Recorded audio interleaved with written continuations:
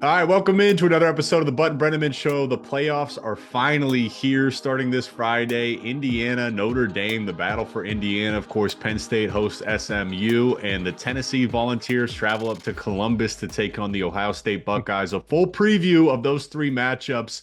Breneman, how you doing, man? It's great to see you. I'm good, man. I'm ready for the first round of the playoff. We've been talking about this for a long time. The 12-team playoff. It's finally here. And man, Penn State's got a must-win game. Indiana, everyone's sleeping on Indiana right now. No one thinks they can beat Notre Dame, but I think they have a real chance. What do you think? Let's talk about it. Let's go in chronological order. Let's start with that Friday game. I will be in attendance. I will be wearing warm gear underneath. It's expected to be mid 20s. Haven't checked the wind chill, so it's going to be chilly. What's your thoughts on this matchup, man? I mean, Curtis Rourke was asked the question the other day. Hey, what's your thoughts on the twilight of your career? And he said, listen, you can ask me in 4 games when I play my final game. So between Signetti and Curtis Rourke, the Hoosiers are confident, but so are the Irish. What are the key things you're looking for in that I matchup? love that. That's a great answer by him. Man, I think the way Indiana plays on offense, I think the best way to really describe it is decisive pacing. Like they just are always in control of how they want to play with tempo, of how they want to control the game from a pass game standpoint. Um, and they do it with such efficiency. The way they play on offense, it's so clean to watch. And they're not doing anything crazy on offense. They're not trying to trick anyone. They're not doing many things that are gimmicky, but they just down after down are efficient on offense Notre Dame and Al Golden, their defensive coordinator, Marcus Freeman, their head coach, love to be exotic on defense. Love to bring different pressure looks. Love to blitz. Love to show different coverages in the secondary. I think the fact that Curtis Rourke's played 6 years of college football is going to really mitigate a lot of that. He's going to have seen all that already. He will have seen these pressure packages that Notre Dame's going to try to bring.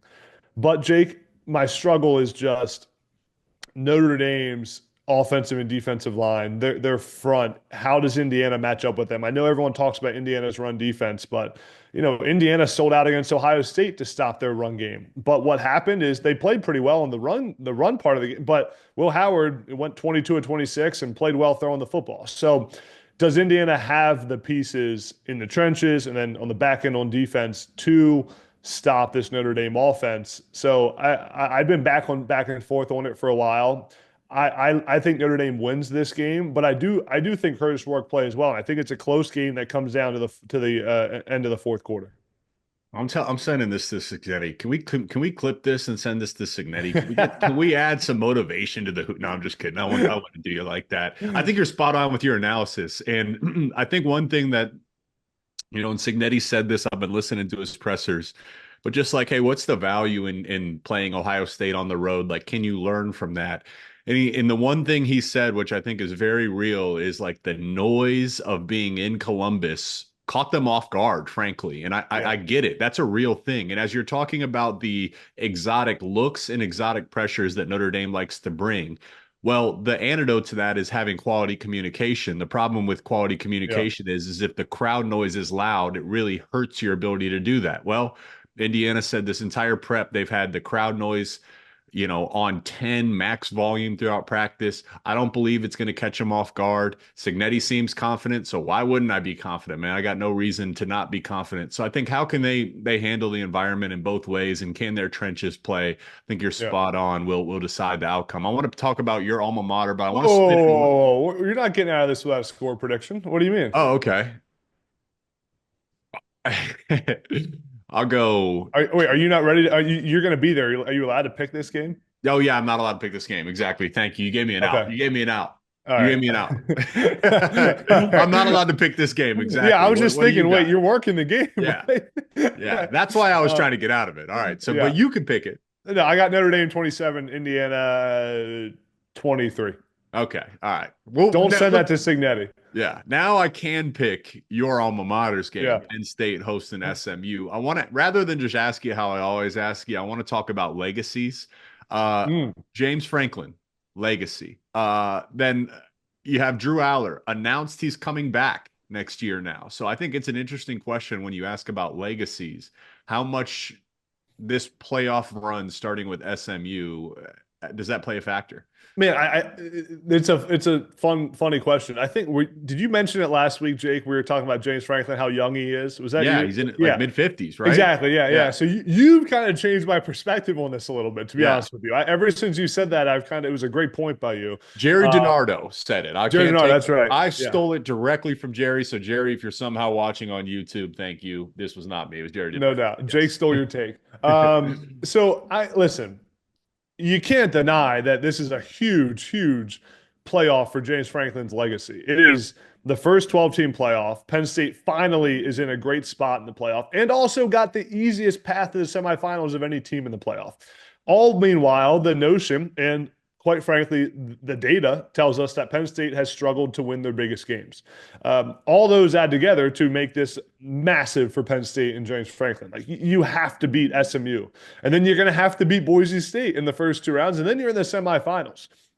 Now, if Penn State loses to SMU, it doesn't mean that James Franklin's legacy is done at Penn State. It doesn't mean that like he has so much time as you said, Jake, and as Jared Tenardo said, so much time. They'll be back in the playoff multiple more times, but they may never in the future of the playoff get as good of a situation as they have lined up right now. An SMU team that barely made the playoff. A lot of people don't think they should be in it. And then a round two game against a group of five team that because of the craziness of the season got a first round bye.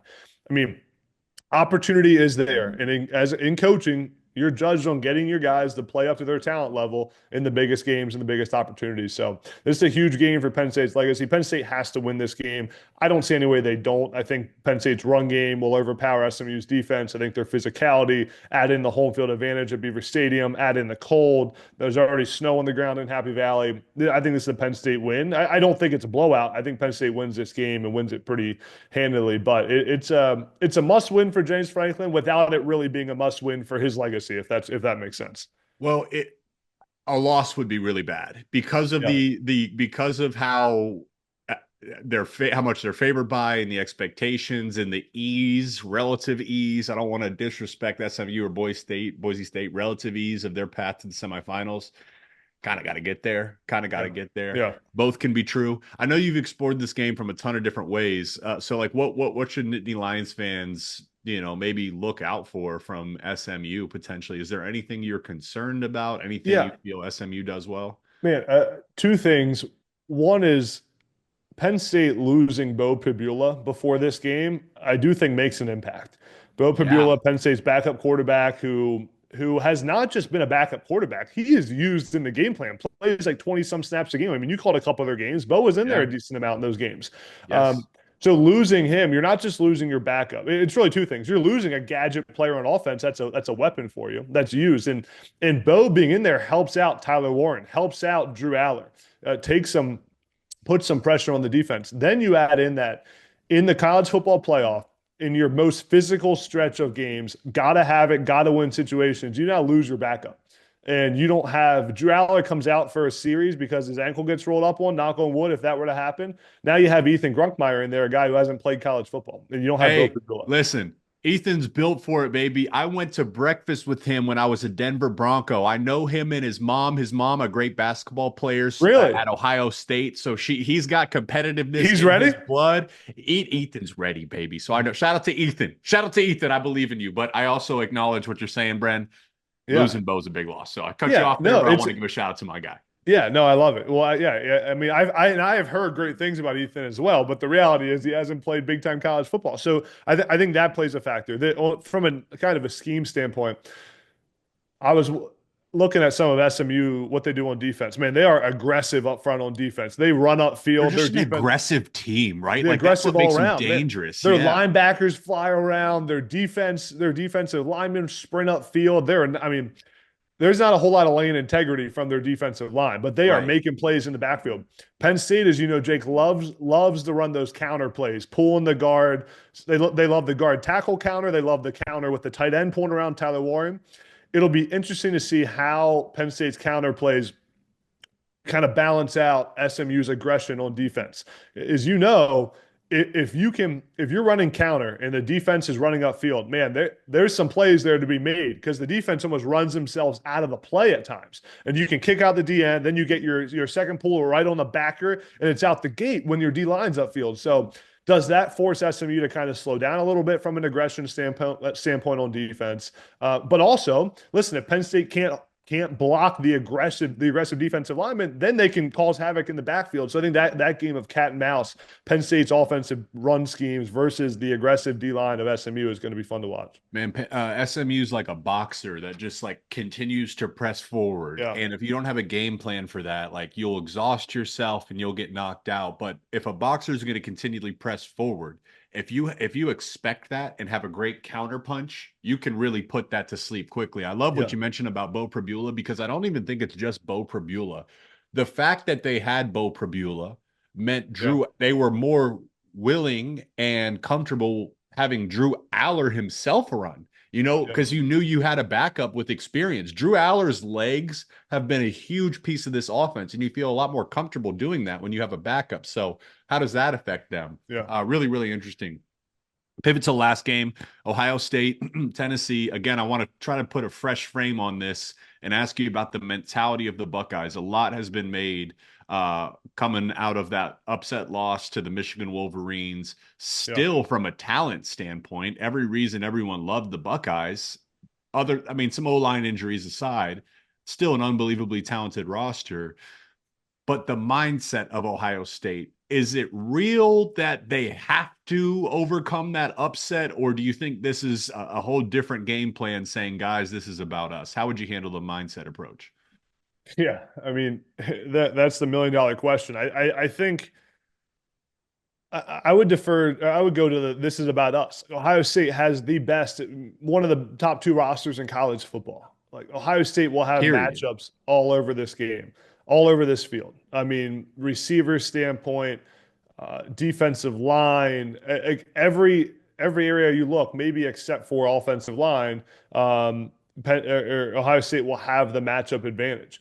Now, listen, this is a must-win game for Ohio State. Like Ohio State has to win this game against Tennessee. For Ryan Day. For Ryan Day, yeah, for Ryan Day, it's a must-win game. I mean, he has to. There's no other way to put it. And I love Ryan Day. What he's done, I think some of the flack he gets is not warranted. But listen, you lose to Michigan, you got to win this game. You got to probably win the next one too. So if this game was on a neutral field, I think I would be a little more torn on it. The fact that it's played in the shoe at night in front of a rabid fan base that didn't like the taste in their mouth after their last home game, I see an Ohio State win in this one, and I think Ohio State's defensive line controls Tennessee's run game and is able to stop Dylan Sampson. Ohio State's passing game, I mean, I don't think Chip Kelly will make the same mistake twice of No. not allowing your best receivers to make plays like the plan was against Michigan. They didn't like Jeremiah Smith and Ibuka and Tate were quiet against Michigan. Yeah. And Ohio State tried to run the football and get into this physical game, which obviously I think should still try to do.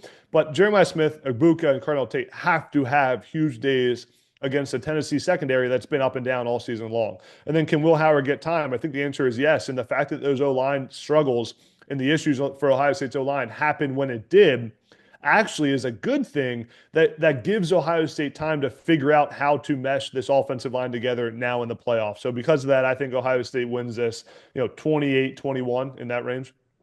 I love everything you said. I think some of the few things that's gotten lost here because of the upset, the Buckeye defense Yeah. since the Oregon game has elevated to a level they were already one of the best defenses in college football, but they completely shut down Indiana.